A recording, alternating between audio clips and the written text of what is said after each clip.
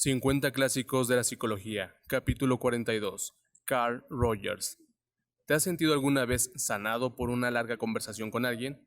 ¿Hay alguna relación que te haya hecho sentir normal o bien respecto a ti mismo? Es probable que estas interacciones ocurrieran en un entorno de confianza, apertura y franqueza, en el que se te concedía una atención plena y se te escuchaba realmente sin juzgar. Carl Rogers tomó estos rasgos de una buena relación y los aplicó a su trabajo como psicólogo y consejero.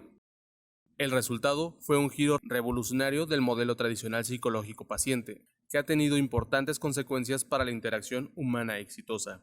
Rogers llegó a su profesión con la idea de que sería el profesional perfecto, que resolvería los problemas de todo el que acudiese a él, pero comenzó a darse cuenta de que este modelo rara vez resulta eficaz, y que el progreso dependía más bien de la profundidad de la comprensión y la apertura entre las dos personas que se sentaban en el consultorio.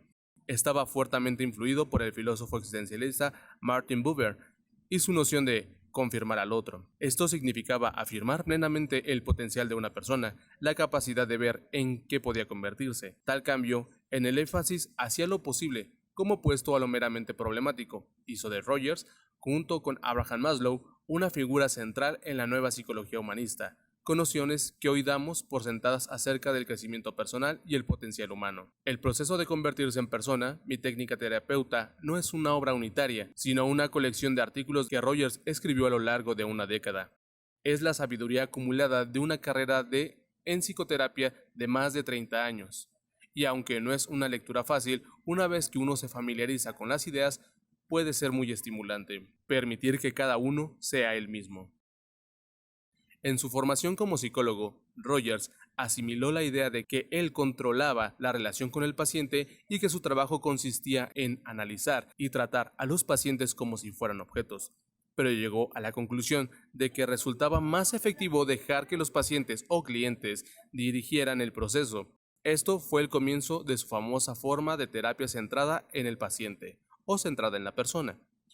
Más que intentar encasillar a sus pacientes, Rogers sintió que era mucho más importante escuchar absolutamente todo lo que decían. Aunque parecía equivocado, débil, extraño, estúpido o malo, esta actitud permitía que las personas aceptaran todos sus pensamientos y después de un cierto número de sesiones se solían curar. Rogers resumió su filosofía como simplemente ser yo mismo y dejar que la otra persona sea ella misma.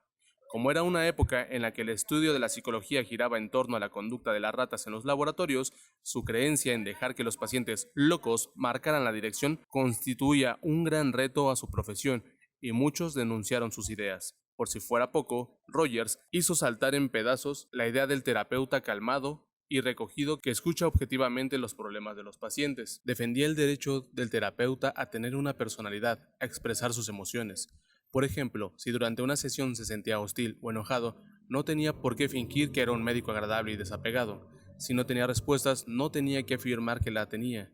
Pensaba que si la relación psicólogo-paciente tenía que basarse en la verdad, era preciso que incluyera los estados de ánimo y los sentimientos del terapeuta. En el núcleo de la obra de Rogers se hallaba la concepción de que la vida es un proceso que fluye. La persona realizada debería aceptarse como una corriente en curso, no un producto acabado. El error que se cometía era intentar controlar todos los aspectos de su experiencia, dando como resultado que la personalidad no estuviera arraigada en la realidad. Convertirse en una persona auténtica. Rogers observó que cuando una persona iba por primera vez a ver a un terapeuta, generalmente daba una razón como problemas con la esposa o el marido, o con el jefe del trabajo, o su propia conducta incontrolable. Invariablemente, estas razones no eran el verdadero problema. En realidad, no había más que un solo problema en todas las personas que veía. Tenía necesidad de convertirse en su verdadero yo, de poder abandonar sus falsos roles, las máscaras con las que hasta este momento habían abordado su vida. Generalmente, estaban muy preocupados con lo que los demás pensasen de ellos y con lo que deberían hacer en determinadas situaciones. La terapia les hacía volver a su experiencia inmediata de la vida y de las situaciones. Se convertían en personas, no solo en un reflejo de la sociedad. Un aspecto de esta transformación era que la gente comenzaba a apropiarse de todos los aspectos de sus yoes, a permitirse sentimientos totalmente contradictorios. Un paciente admitió que amaba y odiaba a sus padres al mismo tiempo. El lema de Rogers era: los hechos son siempre amables. cuando se trata de aclarar las emociones y los sentimientos. El verdadero peligro está en negar lo que sentimos. Cuando cada sentimiento del que nos avergonzamos aflora a la superficie, nos damos cuenta de que permitir que exista no acabará con nosotros. Comentarios finales. El impacto de Rogers llegó mucho más allá de su propio campo de psicología del asesoramiento. Su énfasis en que las personas necesitan verse a sí mismas más como un proceso fluido de creación de que como una entidad fija era parte del clima de ideas que condujo a la revolución contracultural de los años 60, y es fácil ver su influencia en los actuales escritores de autoayuda. Por ejemplo, uno de los 7 hábitos de las personas altamente eficientes de Stephen Covey es: intenta primero comprender, luego ser comprendido.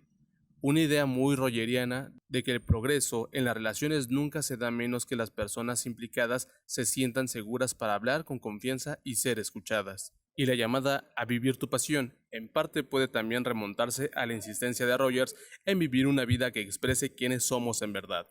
Rogers pensaba que los psicólogos tenían la tarea más importante del mundo, porque, en última instancia, no son las ciencias físicas las que nos salvarán, sino unas mejores relaciones entre los seres humanos. El clima de apertura y transparencia que creaba en sus sesiones, si se reprodujera en la familia, la empresa o la política, daría como resultado menos ansiedad y resultados más constructivos. Pero la clave era el deseo de saber realmente lo que la otra persona o grupo quería y sentía. Esa disponibilidad, aunque nunca fácil, podría transformar a quienes se implicaran en ella. Carl Rogers, nacido en 1902 en Chicago, en su hogar religioso estricto, Rogers era el cuarto de 6 hijos. En la Universidad de Wisconsin estudió agricultura y luego historia, pero su objetivo era convertirse en sacerdote.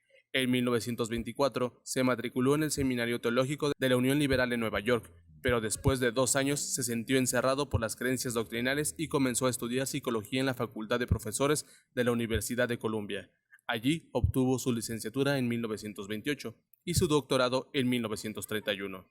Con un trabajo doctoral en psicología infantil, Rogers consiguió un puesto como psicólogo en la Sociedad para la Prevención de la Crueldad hacia los Niños de Colchester, Nueva York, trabajando con niños perturbados o delincuentes. Aunque académicamente no era muy prestigioso, el puesto le permitía mantener a su joven familia y permaneció en él durante 12 años.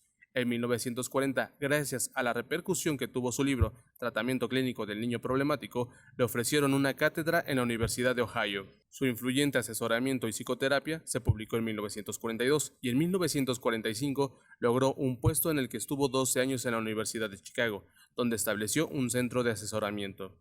Terapia centrada en el paciente, 1951, acentuó aún más el perfil de Rogers y en 1954 recibió el primer premio al logro científico distinguido de la Asociación Psicológica Americana. En 1964 se trasladó a La Joya, California, para ocupar un puesto en el Instituto Occidental de Estudios de la Conducta y allí permaneció hasta su muerte en 1987. Fue también famoso por su trabajo con grupos de encuentro, por su contribución a la teoría del aprendizaje experimental para adultos y por su impacto en el campo de la resolución de conflictos. 1970.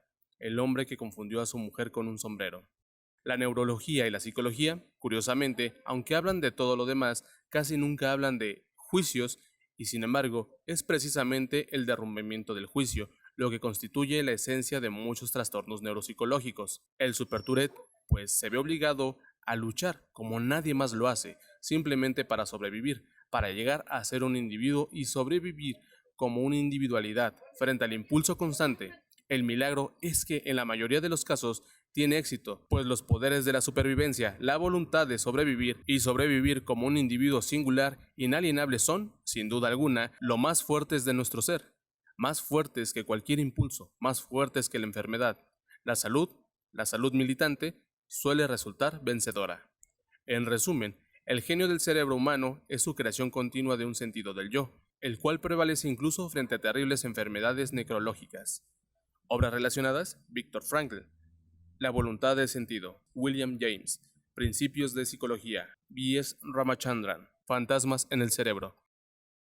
Y así, amigos, llegamos al final de otro capítulo. Espero se suscriban, le den like y nos andamos topando en el siguiente audio, video o lo que esto sea. Cuídense, bye.